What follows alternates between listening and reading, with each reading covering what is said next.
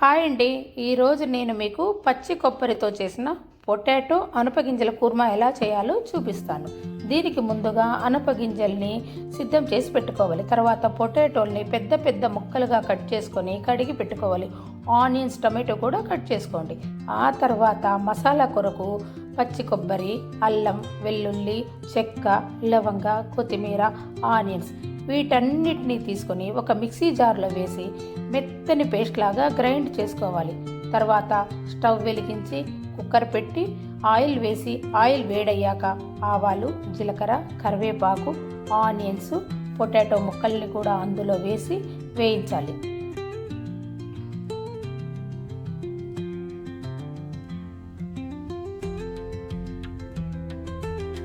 Potato ముక్కలు ఖచ్చితంగా బంగారు రంగులోకి రావాలండోయ్. బంగారు రంగు వచ్చిన తర్వాతే అనపగింజల్ని ఇందులో వేయాలి. అప్పుడే కూర చాలా రుచిగా ఉంటుంది. అనపగింజల్ని వేసిన తర్వాత అందులోకి పసుపు, ఉప్పు కూడా వేసి మరి కాసేపు వేగనివ్వాలి.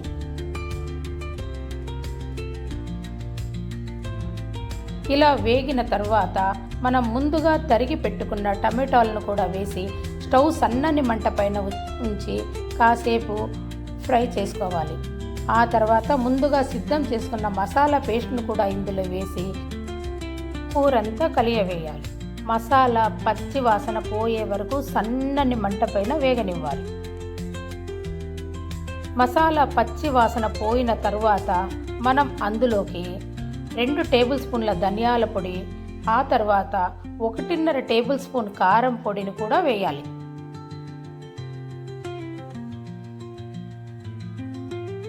ఇలా వేసిన తర్వాత కూరంతా ఒక్కసారి కలియ చూసుకొని అందులో నుంచి వాటర్ పైకి వచ్చే వరకు సన్నని మంట పైన వేయించాలి.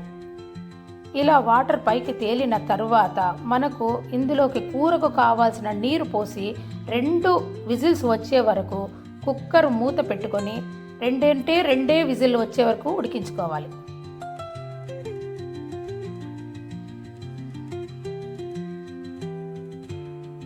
గ్రేవీకి కావాల్సినంత వాటర్ మాత్రమే వేసుకోండి.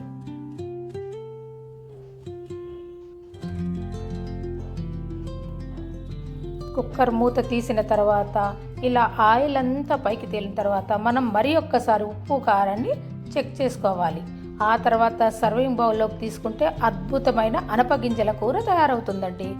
ఇంతేనండి. Okay, thank you, bye bye.